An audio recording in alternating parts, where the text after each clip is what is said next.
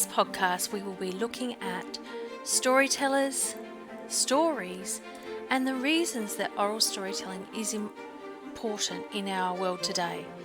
You would think with all the technology we have available that stories do not have a place anymore, but they are needed more than ever. For in storytelling is where we find truth, we find reality, and we find the heart of what it is to be human. Welcome to the heart of storytelling. My name is Alyssa Curtain, and let's go on an adventure. Welcome to this week's episode. This week I spoke with one of my mentees from the Feast Mentorship, Anamika Bhati, who is in Singapore. We spoke about working with children and we looked at looking at history, stories of historical importance, and how Anamika chooses her stories. I always love learning from other storytellers because, as you know or may have not know from listening to this podcast, I'm pretty early in my career in storytelling and there's so much to learn, and I love learning from people who know so much more than me. I hope you enjoy the interview. Welcome to this week's episode. Today we're speaking with Anamika Bhati, who is in Singapore. Hi, Anamika. Hi there. Welcome to the podcast. Could you start off by telling us how you got your start in storytelling? Long time back, as a kid, I was still telling stories. So what happened was I was so good. I keep telling children stories of the movies I saw or events. It happened that my mom's friends, before they invited her, they'd ask, "Can your daughter come? Can your daughter come?" And you know why? Because I was so good at babysitting. All the children would sit with me and they could have fun. Amazing. So you've been doing it for a very long time. Yeah. So I was telling stories when I was young, but I guess professionally, I just started 10 years back. And I mean, I found out that, you can tell it as a profession, something, you love. And so I started off and I'm still telling stories and happy to do that. So how did you start off? What made that transition into like professional telling? I started off when I was working as a teacher librarian at one of the international schools here. And I invited some storytellers and realized that, hey, I mean, obviously you have to pay them to call them over. And I was like, I love to do this. And I have been telling stories, like I told you, when I was young. As a mom, I was telling stories. And so that got me started and got me looking into the profession. And then there's a workshop by Sheila Wee. So I went to her workshop and I started looking for others as well. There were some that were offered by the library. And then I started off telling stories. Amazing. So do you use props and things with your stories? I do. Yeah. Depending on the story, actually. And which age group I'm working with. So I do enjoy working with the younger age group because they're always in awe about, when you're telling a story and they're full attentive and appreciate it much, much more. But I do adult stories as well. Do more of props for the younger ones. The older ones, not so much. It may be just, I did one story for the adults where I used a ukulele, for the story. I needed some music. And so I learned how to play a ukulele just for that story. Oh, amazing. And it came out really well. I really enjoyed that. So I guess sometimes you have to give a bit extra for the adults as well. Yeah. So do you have a particular type of story that you like telling the most? For the younger ones, for some reason, I always go towards animal stories and stories from the culture. For the adult stories, I have been leaning towards more historical stories. For some reason, I just feel that there's so much of history that the younger generation or the young ones are not aware of, especially from India.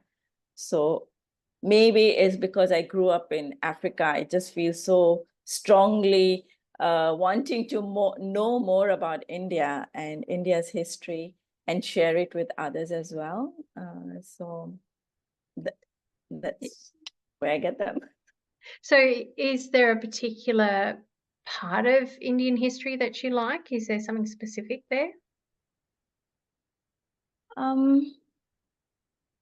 I have been looking more at the Rajasthan culture and stories from Rajasthan of warriors and, just how the women warriors as well uh, have come up or taken care of kingdoms or, found important part in the history.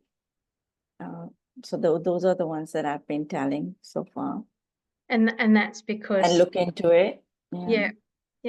And that's because you think people need to know the history more? Is that where you come from with that, or it's something in the story that you like?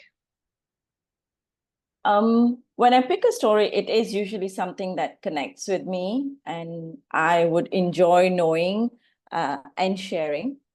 So a story has to connect with me.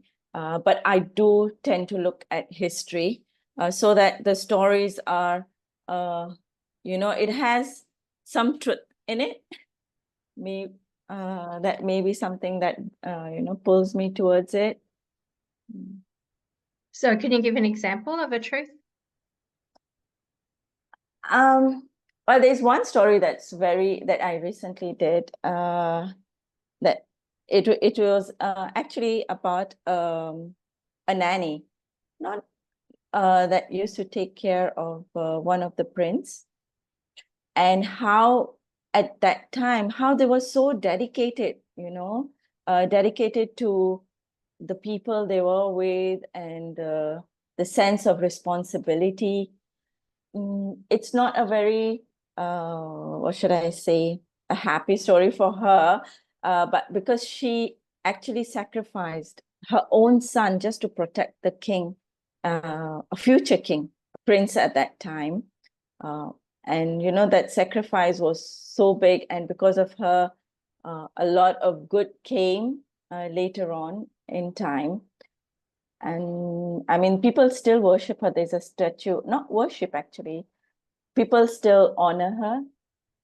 That would be the right word. Or they honor her till now for her sacrifice. And that's one truth. And then there's another story about a queen as well, who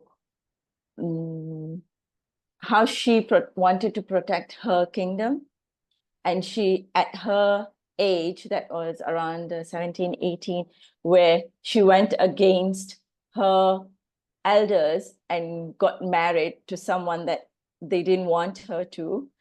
At that time, it was like in that century, it was something really difficult to do. Even now in India, if you see, I mean, it's not heard of very frequently where, the girls will go against the family and get married somewhere else.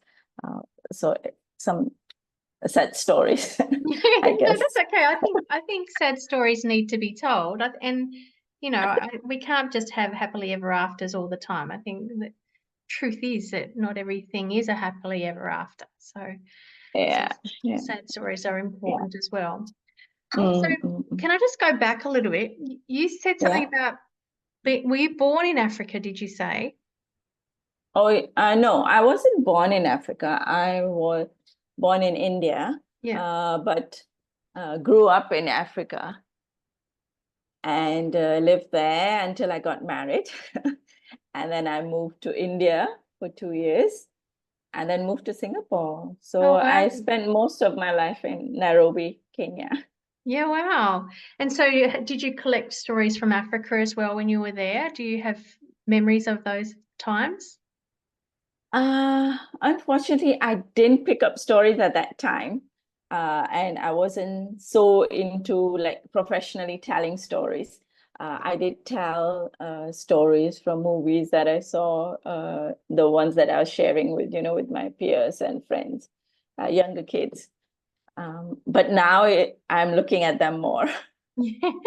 I imagine so. I mean, if you've spent a lot of your life there, that would be quite significant, I reckon, having Yeah. that as part of your identity. So do you have Mm. a process for when you find a story, you said that needs to have a sense of truth. What process do you go through to prepare the story? When I find a story that, I'm passionate about and I do want to share, firstly, because if it's an adult and it's from history, I like to try and get my facts right.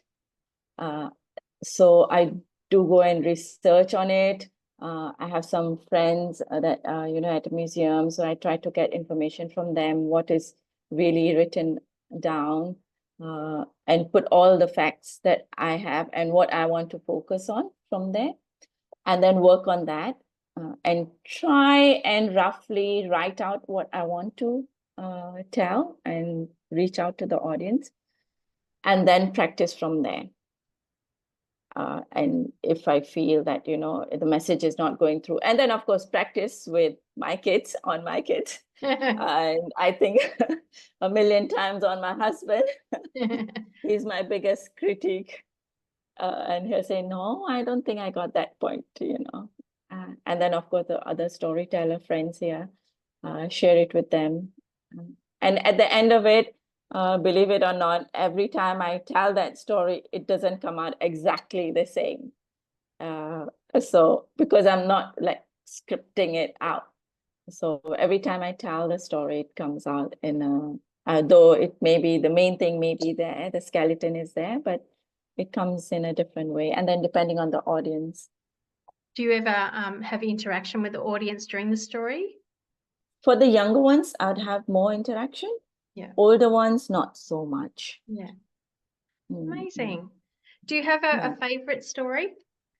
I do like one story from, actually, I really got interested in stories through comics. There's a famous comic series in India, Amar Chitra Katha. So I used to sit and read them for hours and hours. And there's one story that I just love. It's about this girl, and I'm forgetting the name. It's my favorite story. Shakuntala, who is actually adopted. It was left at the door of a sage, and he adopts her. And how, it's a love story, how she grows up, and she meets a prince in the forest, and they fall in love. And then she has he gives her a ring and tells her he'll be coming back for her. But she was so in love and waited for him every day. And a sage comes and asks her for bhiksha. Bhiksha means in the olden time, the sage would, go house to house asking for food. And he calls out to her 2-3 times, and she's so, in her own thoughts, lost, that he curses her that, you're not listening to me and you're ignoring me. You're so rude. And for that, I curse you that whoever you're thinking about forgets you. And the poor, and she's disheartened. And then it does happen that, he does forget her, but then finds his way to her at the end. So that's a happy ending one. What's the name of that story? Shakuntala. Shakuntala. And where does that come from? India. Yeah. Yeah. It's an Indian story. Yeah. Sounds like you've got quite a collection of Indian stories there that you readily use. Do you ever go into other areas and find stories from other places? Yeah, I do. I have. I usually pick stories from places I've visited. So I'd gone to Scotland once, and I really like this cowpea story that I picked up from there. And then some in Hawaii as well. So wherever I go, I try and look for books, folk tales, or stories, or I look for storytellers, which is better. Then you listen and you hear the stories from them, which is really interesting. And I think other ways of getting stories is when you go to places, make sure you get a guide, because they have such good stories about the spaces, and you enjoy it so much more when you go as a tourist. That's great advice. I like that. So you predominantly you work full time in story now? No, I am a teacher. I'm a kindergarten teacher right now in an international school here. But in my spare time, I do stories, and during travel, I do stories as well. Before I joined this international school, I was working freelancing. At that time, I did more stories because I was freelancing as a speech and drama teacher. So that, yeah. Well, that sounds pretty good. So I Yeah, that imagine, was fun.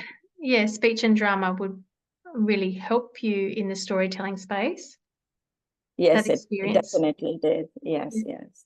So what are Yeah. some tools that you've got from speech and drama that you bring into storytelling?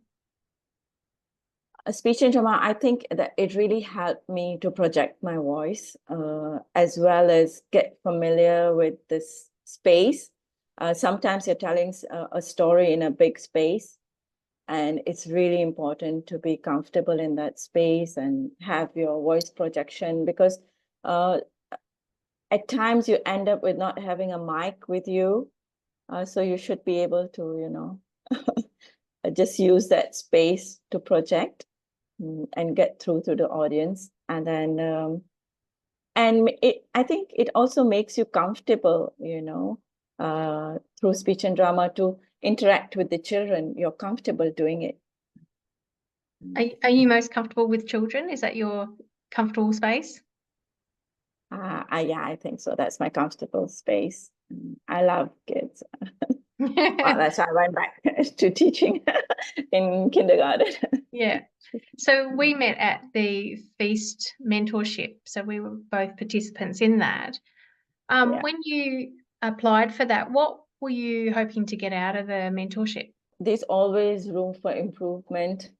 And so I wanted to, see how I can improve on that, on adult. That was an adult story mentorship.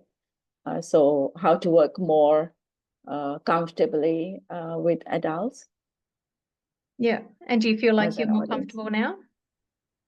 Yes, definitely. Definitely the tips that Rona was giving me, and how we work together. In fact, the story I told, I had worked on it before, but it was in Hindi, not in English. So it was something different that I worked. Oh, that's good. And also I had being to in the rewrite it. screen. Yes, Being in the yes. screen is a very different experience than the interaction between the Definitely. I audience. mean, when you're in a physical space, you're feeding off the audience, and it's really difficult to, get that feeling on a screen. Yeah. Especially when your eyes have got to be at the camera and you want to look at people's faces. It's very difficult. It's quite a Yeah, challenge. There's an art to it, I yeah, think. So do you have a yeah. really special moment in your storytelling experience that you can reflect on and go, oh, that was a really amazing time? I think my special moment was, the first time when there's a festival in Singapore, 398.2 festival. The first time that I took part in that, because that was full on 2 days of storytelling at different timings. And that was the first time that I really did a lot of storytelling in front of a lot of audience, because we were doing it at the library, and it was a very big space. Or most of my storytelling was in the space, classroom space, or even in the library, we'd get a room. But this was an open space, and the number of audience was really big. So And that's so, wow. yeah. Yeah. So were you nervous? How did you manage that? Oh, yes, yes. I'm always nervous before any story. I don't know, no matter how many times you tell it, you always think, oh no, what if I forget that line? Oh no, what if I goof up at this part? And you're trying to remember. And for some reason, just before you're going on stage, or at least for me, going up onto the platform, I'll think, oh no, I don't remember the story. I'm glad it's not just me then. It just feels, oh no. Yeah, I had an experience once where I got up on stage and the story had literally gone out of my head, and I didn't know where to start, so I had to just deep breathe until it came back again. It was so that I think the nerves for me are one of the biggest challenges, and it's good to know that people who've got lots of experience still get nervous, so that's good. Yeah, I heard that's a good thing. Yeah, good. That's a good thing then. So this podcast is called The Heart of Storytelling. So why do you think we need stories and storytelling today in our modern tech-heavy society? Well, I'm sure a lot of people have told you. I mean, stories is the best way to connect with someone, for centuries. We have been telling stories, It all started in the cave age as well. Everyone was drawing. That was storytelling. How do we know what happened? History. It's all storytelling, you see. So I think in today's world where it's becoming so small, and we really need to tell or educate people about cultures through stories, you see.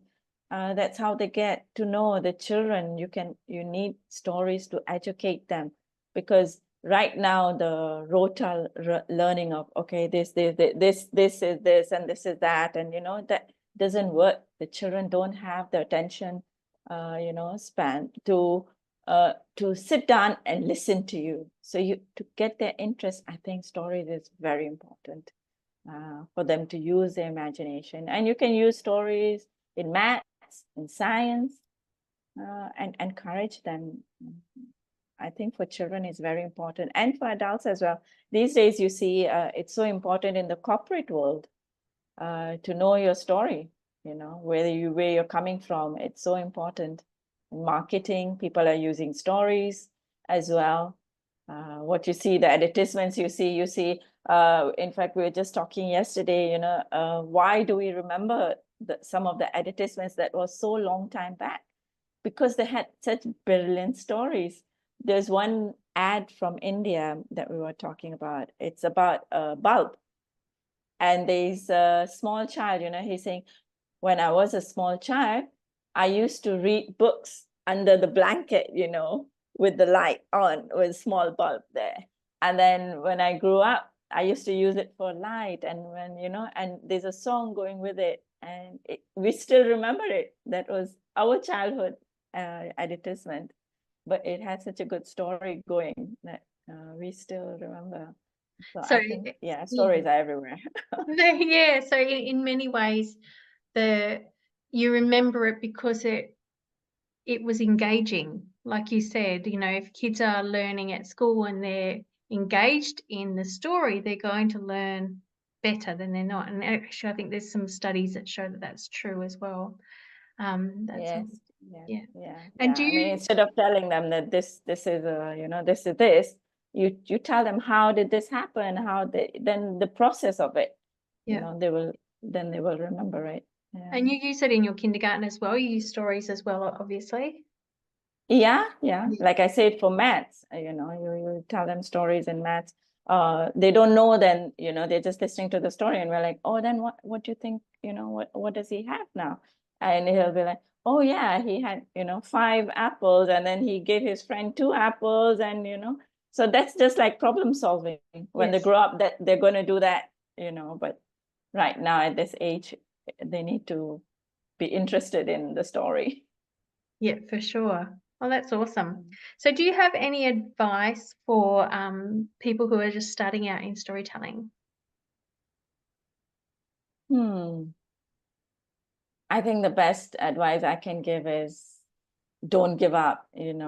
Sometimes you get disheartened by not getting that, people coming up to you and listening. But continue. If you love doing it, go look for that story, first of all, that you enjoy telling. At times you end up telling a story you think fits in, or someone wants you to tell. Then also take that story, make it yours, and then tell it. Don't just tell it as is. I think that makes you, because when you're not comfortable with a story, then it shows. And if you're not comfortable, how are you going to make the audience comfortable with that story? Mm. So how would you make yourself comfortable with the story? If there's a story that you have to do, but you're not comfortable with it, maybe you can look at parts that you are comfortable in that story, and then work on that story from that angle. You see, let's say you're, for example, if you're, it's a Red Riding Hood, and you don't want to talk about the wolf a lot, but you have to talk about it. But you could emphasize on, what was Red Riding Hood doing? This was in a basket. This is the route she took. There were flowers there. There was this there. And you can keep the wolf right, okay, he wasn't good, and this happened, rather than just focusing on the wolf. Or you could maybe want to talk more about the wolf. You're more comfortable talking about the wolf. You could say that, he was really hungry. He had no choice. There's nothing in the woods for him to hunt. He had a bad day. So that's good advice. Actually, I like that, because I really don't like The Ugly Duckling. But maybe if there's something in there that I do like, then maybe I could tell that story. But it's my least favorite fairy tale ever. But maybe I could challenge myself and find something in there I like, perhaps the kindness or something like that. Or when he became a swan, then, you can take the story from there. Rather, instead of going from the journey, you can take it from where he became a swan. And then, he looked back at the things that happened to him, and he made sure that, he didn't do that to anyone. That's an interesting angle. I was thinking about the swan bit, because I've been playing with swan stories lately. So thank you for joining me today. Where can people find you if they want to find out more about you and the work that you do? You can find me on Insta. I can send you the link. And my email address is very easy to remember. It's storieswithanamika@gmail.com. So you can find me there as well. I'll put them in the link in the notes from the chat. But thank you for joining me today. Thank you for having me. In a forest, there lived two birds. Now, these two birds were best of friends. They would do everything together. They would go look for food together. They would play together. And best of all, they would sing together. And whenever they sang, all the animals in the forest, they would sit down and listen to them, because they sang beautifully. Now, they did this often during the day. Now, one day in that forest, a king happened to pass by. And as it was getting dark, he decided to camp there. He told all his men to pitch a tent. And they spent the night there. In the morning, when they woke up to the singing of these birds. The two birds were singing, and the animals sat down, and the king too sat down, and he listened, and he listened, and he loved their song. And when the birds finished, the king stood up and said, "These birds sing so beautifully. They belong in the palace with me." And with that, he ordered all his men to go and catch these birds. Oh, the birds flew really high and they tried to fly away, but the people, oh, they would run after them. And one of them was caught and taken with the king to the palace. Now the other bird was so sad. He missed his friend. It was no fun singing all alone.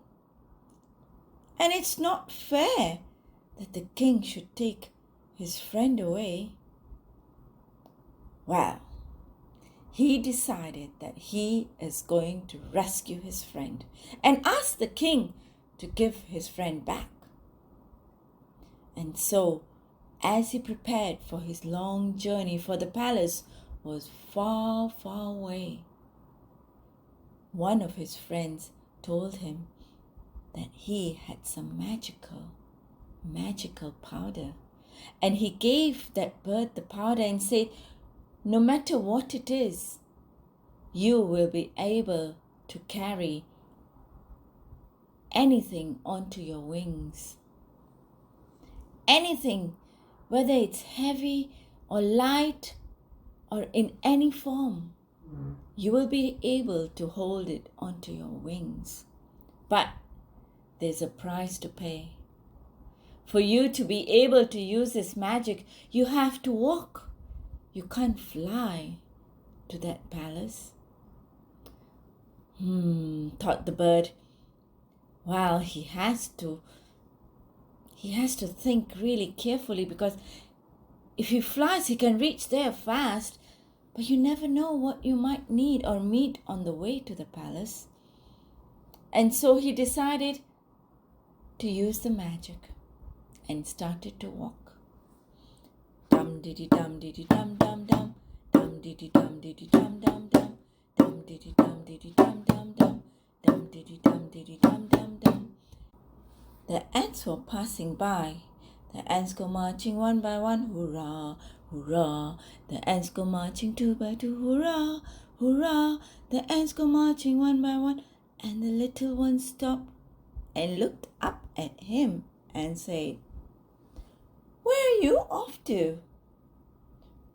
Wow. The bird told him what happened, and he said he's going to go and get his friend back. And the ants, they said, oh, we would like to help you. Oh, that's very nice of you, said the bird. You'll get tired. Why don't you climb onto my wings, and I shall take you. And so the ants, marching up onto the left wing of the bird, and together they went towards the palace. Dum diddy dum diddy dum dum dum, dum diddy dum diddy dum dum dum, dum diddy dum diddy dum dum dum, dum diddy dum diddy dum dum dum, until they came to a river. And the river water was going whoosh, whoosh, whoosh. And it came out and said, oh, what's all this commotion going on? What's going on? Well, the bird told him what happened and where he was going.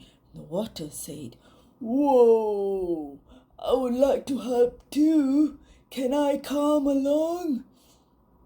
And so the bird said, yes, sure. You can climb onto my right wing and I shall take you to the palace with me. And so the river climbed on to the right wing, and together they went to the palace.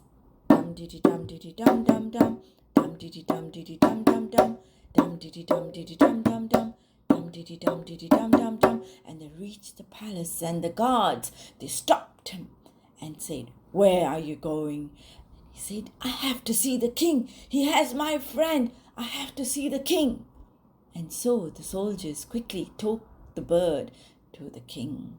And he told the king, give my friend back. He does not belong in the palace. He belongs with me in the forest.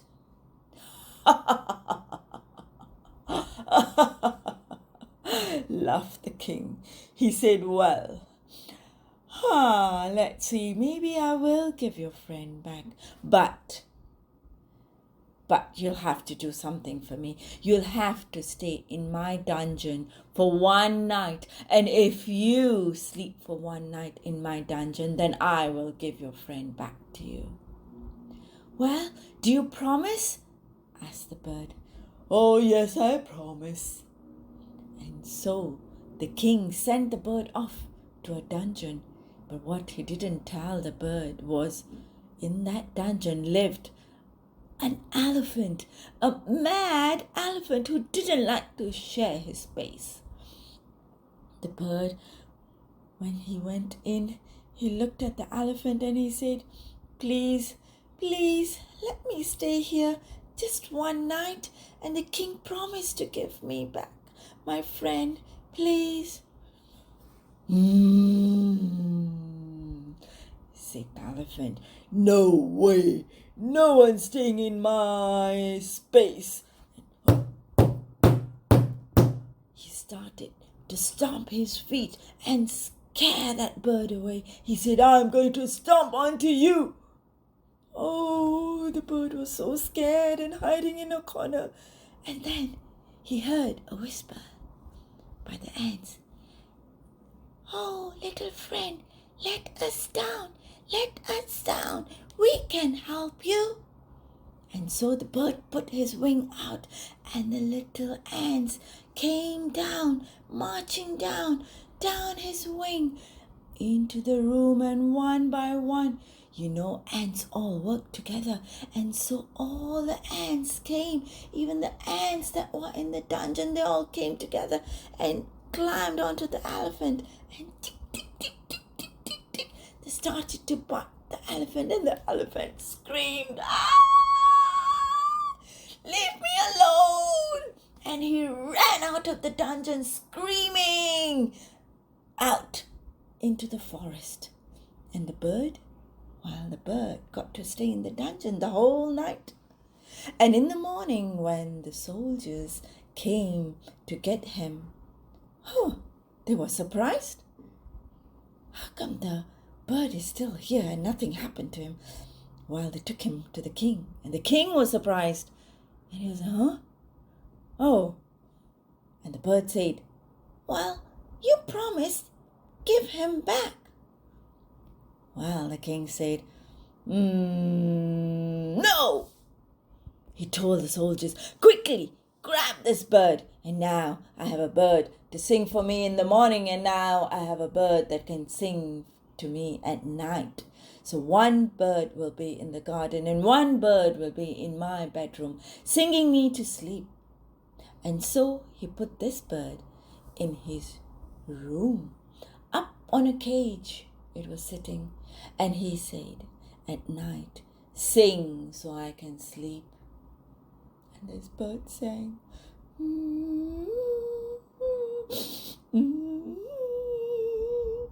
He was not very happy to be in a cage.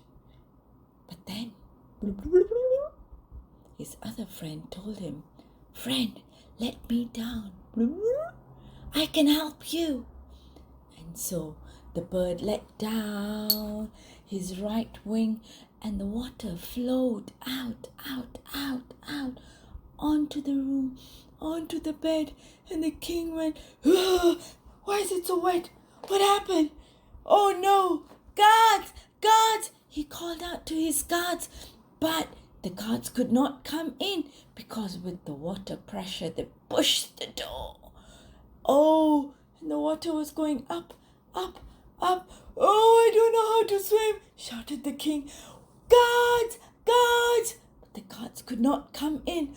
Oh no, and the water went higher and higher. He sat on the bed. He stood on the bed, but the water level was going higher and higher. It reached his chin. He couldn't go any higher. And it reached his mouth, and he said, I can't swim. But I know this has something to do with you. Please stop the water. Please stop the water. And the bird said, but you didn't keep to your promise. How do I know that if I ask you something, you'll give me tonight? No, I'll give it to you. I promise I'll give you anything you want. He said, well, I want you to set me free and my friend free. I promise. Well, he said, first, tell your gods to send my friend free. And the king shouted, gods, set the bird free, set the bird free. And me? Oh, they'll set you free too, please, please. And so the bird asked the river to let the water go down, and the level went down, and he said, do you promise? I promise. And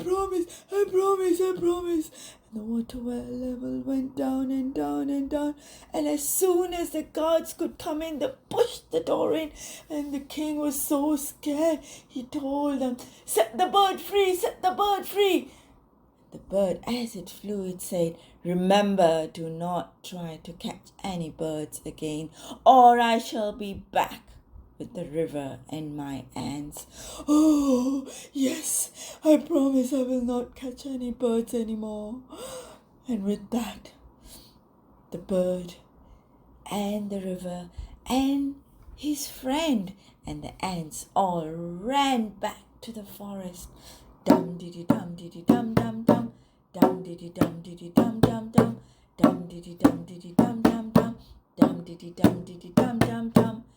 And the king kept his promise because he was so scared of drowning. He never ever caught a bird again. Well, that's our episode for today.